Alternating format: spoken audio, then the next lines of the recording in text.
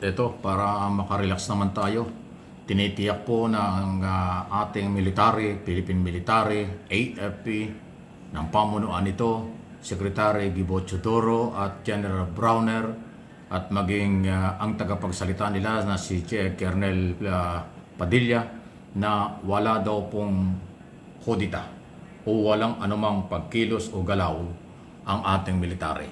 Kaugnay po ang tungkol sa isyu ng kaganapan sa ating bansa, sa korupsyon, at yung panghihikayat po ng mga anti-Marcos sa ating militar.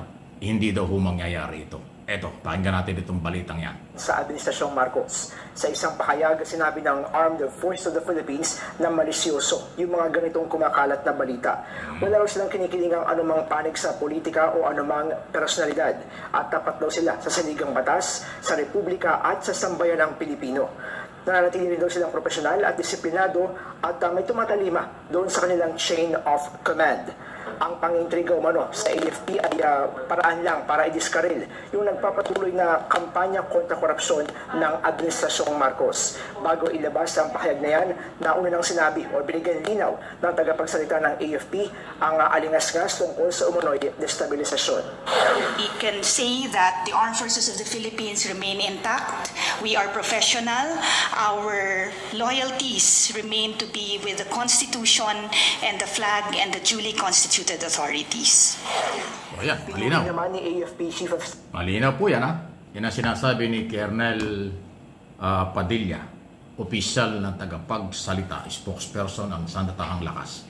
Wala daw pong ganyan. So ayan, para maging kalmado naman ang mga sibilyan, ang business community, at ang mga turista o mga local and foreign business sector. Kasi napakalaki po ng epekto sa ekonomiya, seguridad ng ating bansa pag yan ang pinag-uusapan. Pero ngayon, ang ating pangahawakan, as of now, wala daw pong ganyan. Hindi magpapagamit ang militar sa anumang grupo na gustong magpabagsak sa ating gobyerno. Dahil dito sa pagsakay sa usapin ng graft in corruption. Pero siyempre, ang military naman ay meron din hong karapatan at opinyon sa kanilang paniniwala kung ano ang dapat gawin. Dahil sila Pilipino, siyempre, sila tagapagtanggol ng mamamayan, sila may mga pamilya rin, na sa lahat tayo biktima ng korupsyon. Sino bang hindi biktima ng korupsyon? Lahat tayo. Lahat na nagbabayad ng buwis. May trabaho ka, wala, nagbabayad ka ng buwis. Kasi pag kumakain ka, naliligo ka, ang ilaw, lahat ng ating gastusin sa araw-araw, sa bahay, pagbili mo ng anumang kailangan mo, may buwis yan. Kaya lahat tayo nagbabayad ng buwis. Yung nagsasabing yung maiingay na kabataan daw, hindi naman nagbabayad ng buwis, puro ingay lang, kalukuhan yun, hindi nyo alam ang buhay. Kahit sino, estudyante, maggagawa, magsasaka, lahat yan nagbabayad ng buwis. Hindi lang manggagawa na may sweldo araw-araw ang nagbabayad ng buwis. Lahat tayo. Kasi nga lahat ng ating ginagamit sa ating pang-araw-araw na buhay ay binibili natin, may buwis yan. Hindi pwedeng walang tax. Ayan po. So, ito yung sinasabi ngayon ng militar na hindi sila magpapagamit, walang destabilization, walang paggalaw sa kanila, ating panghawakan yan. Pero siyempre, hindi rin natin alam kung hanggang kailan yan. At least, sa ngayon, yan ang kailan sinasabi. Kaya nga, itinuturing ko sa inyo, sinasabi ko sa inyo, napakalaki na po ng epekto nitong graft in corruption ito dahil talagang ito po ay economic sabotage. Pagsabotahe sa development at kaunlaran ng bansa dahil yung pampagawa sa mga proyekto para sa development, ninakaw nila. So kaya sabotahe ng ilang sektor. Ang masakit, politiko. Ito ho yung ngayon lang kasi nangyari ito na na-expose eh. Matagal na po ito, kaya nga 10 years yung pinaimbestigahan ni Pangulong Marcos mula sa Duterte administration hanggang doon sa kanyang 3 taong administrasyon. Ang graft in corruption. Hindi po 3 taon lang. Ang nagsasabi lang ng mga 3 taon lang daw korupsyon yung mga Duterte supporters dahil gusto nilang pagtakpan ang mga Duterte. Hindi po. Diba yung binalita ko na nga sa inyo sa Davao Region, na-discover ni Secretary Dizon, Ghost Project, kulang-kulang na 100 milyon. Walang ginawang project kahit na kailangan ng mga estudyante at residente ng Davao Occidental. Davao Region yan. Yung 51 billion ni Pulong Duterte sa unang distrito ng Davao, hanggang ngayon hindi ba may paliwanag?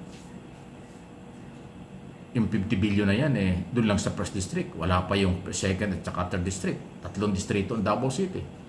First district lang ho ang pinagkagastusan. Nasaan? Marami ho talaga.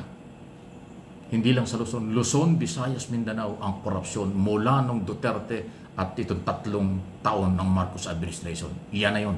Huwag na nating ikaila. Wala na sisihan. Lahat sila may pananagutan.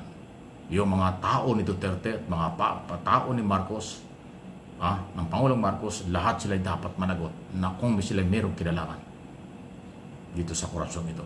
Huwag tayo magsawa dito kasi pagka binitawan natin ito, nawalan kayo ng gana, alam ko yung iba nasisira na ang oras dito, nawawalan ng gana, delikado po yan.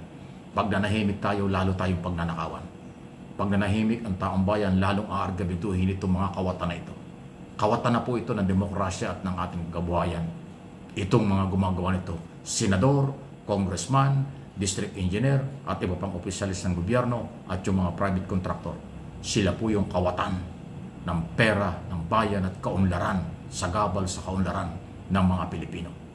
Yan po ang aking opinion tungkol dyan sa nangyayari nito. Sige lang po sa inyong mga comment. Pakiusap ko lang po, sana kung magko-comment kayo, inyong lang basahin yung title kasi meron po mga nagko-comment pasintabi na ang layo, suntok sa buwan. Parang Mindanao at Metro Manila ang layo ng comments. Kung ano po yung topic, kung ano po yung lead ng ating video, yun po yung pagbabasihan. Hindi naman tayo katulad ng ibang mga vlogger na ang layo ng topic kaysa sa kanilang mga topic. Ang layo ng topic kaysa kanilang topic mismo. Ang layo ng kanilang sinasabi kumpara doon sa kanilang topic ng kanilang mga video. Kaya hindi ako ganun. Direct to the point ako. Pag mali, mali. Pag tama, tama. So kaya pakiusap ko, dun ho sa mga nagko-comments, baka pwedeng makinig muna kayo. Kasi nakakatawa May mga nagko-comment po ang layo-layo. Dito, ano man ang inyong gagawin, lahat may pananagutan. Ang Duterte administration at tatlong taon ng Marcos administration. Huwag na nating ikailayan. Huling-huli na po. Bukong-buko na kayo. Okay? Itong ating mga senador talagang hindi na, itong Kongreso Senado, wasak na ito. Hindi na ito makaka-recover. Sila ho talaga ang nagsamantala sa bayan. Sila po ang umabuso sa pera at kapangyarihan ng mamamayang temporaryong ibinigay sa kanila. Inihalal silang party list, inihalal silang district congressman, inihalal silang senador para gumawa ng batas. Sila pala yung lalabag sa batas at sila yung umabuso sa batas. Sila yung involved sa pagkawala ng pera kaya tayo binaha. Maraming buhay ang nawala, ari-arian, sakahan at marami pang iba. Kalikasan ang kanilang winasak, kinabukasan ng bansa dahil lang sa pera at kung ano-ano. Wala nang ibang dahilan. Pera ang kanilang dahilan. Ganon silang kagarapal.